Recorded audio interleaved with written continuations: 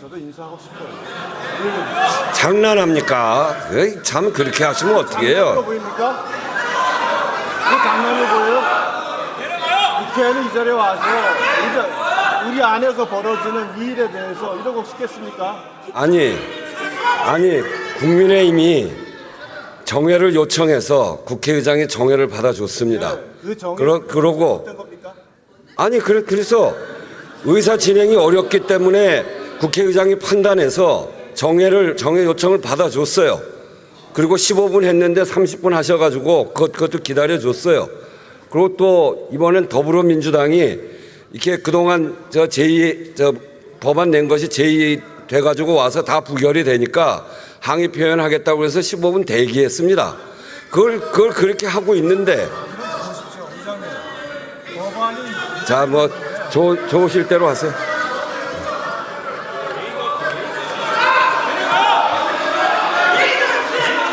선배, 동료, 의원 여러분, 법사위 유상범 의원입니다. 법사위에서 심사하고 제안한 5건의 법률안에 대해서 자세한 내용은 단말기에 회의자를 참조해 주시고 아무쪼록 우리 위원회에서 제안하고 심사한 대로 의결하여 주시기 바랍니다. 감사합니다. 들어가겠습니다.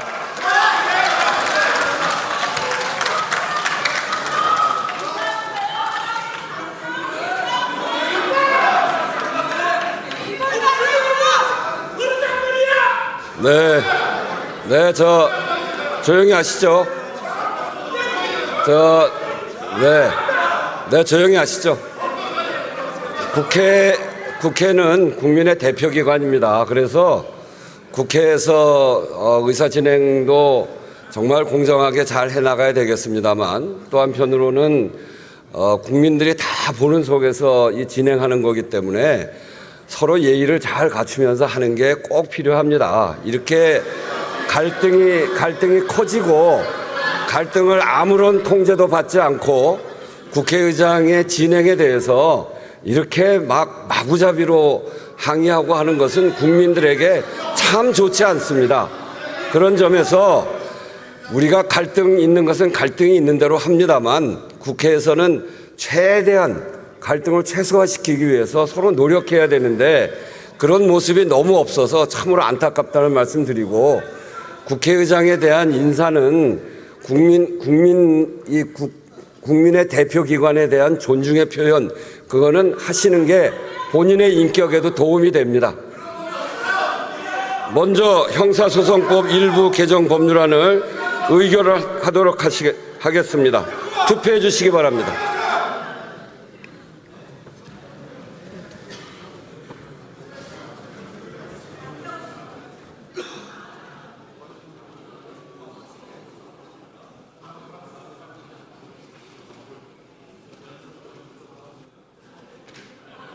투표를 다 하셨습니까?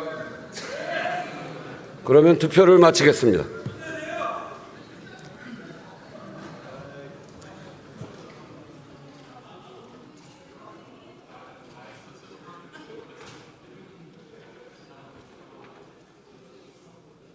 투표 결과를 말씀드리겠습니다. 재석 252인 중 찬성 147인, 기권 5인으로서 형사소송법 일부 개정 법률안은 법제사법위원회 수정안 대로 가결되었음을 선포합니다.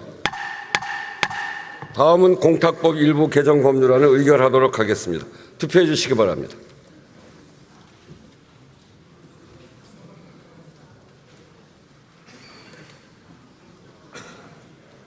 투표를 다 하셨습니까?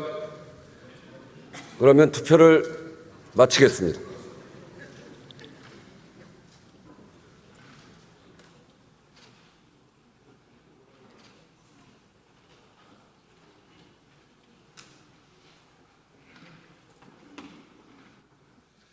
투표 결과를 말씀드리겠습니다. 재석 257인 중 찬성 257인으로서 공탁법 일부 개정 법률안은 법제사법위원회 수정안 대로 가결되었음을 선포합니다. 다음은 의사일정 제11항을 의결할 순서입니다만 이 안건에 대해 토론 신청이 있으므로 토론을 듣도록 하겠습니다.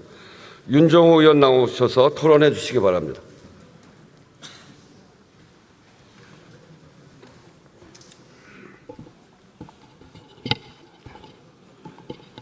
존경하는 우원식 의장님과 선배 동료 의원 여러분 반갑습니다. 진보당 원내대표를 맡고 있는 울산 북구의 윤종호 의원입니다.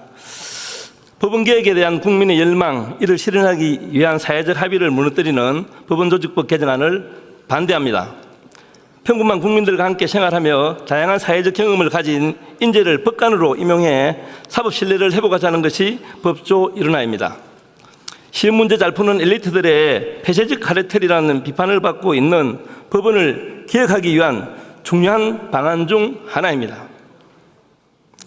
국민의 삶에 대한 애안을 이해하고 국민의 편에 선 법관을 만들기 위해 우리 사회는 그동안 많은 논의를 해왔습니다. 그 결과 지난 2011년 국회는 사법개혁특별위원회에서 여야 합의를 거쳐 지금의 제도를 도입했습니다. 이처럼 법조 일원화는 법원개혁에 대한 사회적 합의의 산물입니다.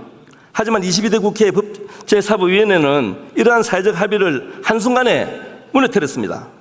이제 국회 법사위는 법관 임용을 위한 최소 법조 경력을 현행 10년에서 5년으로 축소하는 법원조직법 개정안을 의결했습니다. 제대로 된 논의를 거치지 않은 졸속 입법이자 법원의 요구만 반영한 청부 입법이라는 오명을 쓰게 될 것입니다. 특히 이 안건은 지난 2021년 21대 국회 본회의에 상정됐다 부결된 법안이 다시 살아난 것입니다. 당시 부결된 이유는 사회적 수기를 거쳐 도입된 제도를 제대로 시행해보지도 않고 폐기해서는 안 된다는 공감대 때문이었습니다. 그때와 지금이 무엇이 달라졌습니까? 지금 무슨 공감대가 형성됐습니까? 그리고 공감대 형성을 위해 어떠한 노력을 한 것이 있습니까? 근본적 개혁과 쇄신을 요구받는 법원이 법안 부결된 뒤 한 일은 무엇입니까? 법원 처우 개선과 정원, 하급심 강화와 같은 법원 개혁 과제 이행을 위해 힘쓰지 않고 법조 일원화 탓만 했습니다. 법관들의 삐뚤어진 엘리트 의식과 윤리의식의 부재로 인한 문제도 법조 일원화 때문이라는 핑계를 대며 쇄신을 예민해 왔습니다. 저는 우리 국회의 자성도 필요하다고 생각합니다. 스스로 되돌리는 셈입니다. 충분한 수기와 경청이 필요합니다. 하지만 22대 국회는 이를 건너뛰었습니다. 수많은 우려와 비판이 있는데도 발의된 지 2달도 되지 않은데 통과되어야 할 정도로 과연 이 법안이 시급한 법안입니까? 저는 도저히 이해할 수가 없습니다. 많은 시민사회단체가 우려하고 있습니다. 그동안 우리 사법체계는 시험 문제 풀이에 특화된 능력을 가진 엘리트만을 판사로 선발해왔습니다. 공부에만 뛰어난 능력을 가진 법관들로 구성된 법원이 그동안 어떠한 판결을 내려왔습니까? 극단적 사례이긴 하지만 500원 횡령한 버스 노동자는 유죄를 받았고 50억을 받은 국회의원은 무죄였습니다. 마음에 들지 않는 판사 블랙리스트 만들고 청와대와 재판거래까지 한 사법농단 사태까지 일으켰습니다.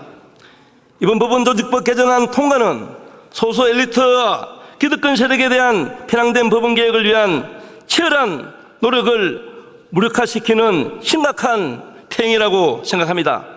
법조 일원화를 무력화하는 법원조직법 개정안을 강력하게 반대합니다. 진보당은 법원이 아닌 국민들과 함께 법조 일원화 무력화를 막고 법원개혁에 앞장서겠습니다.